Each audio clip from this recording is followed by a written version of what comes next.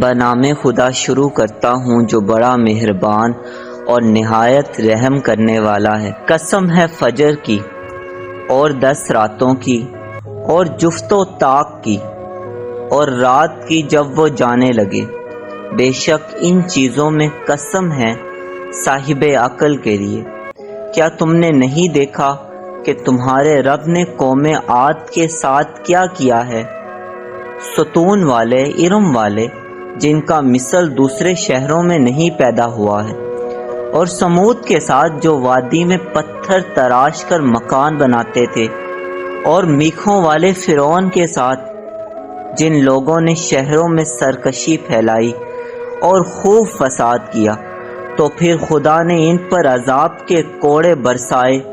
بے شک تمہارا پروردگار ظالموں کی طاق میں ہے۔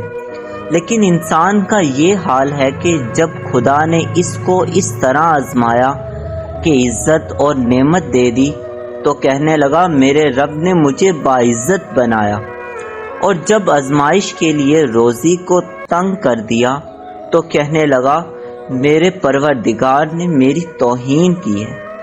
ایسا ہرگز نہیں ہے، بلکہ تم یتیموں کا احترام نہیں کرتے ہو اور لوگوں کو مسکین کے کھانے کے لیے آمادہ نہیں کرتے ہو، اور میراث کے مال کو اکٹھا کر کے حلال و حرام سب کھا جاتے ہو، اور مال دنیا کو بہت دوست رکھتے ہو۔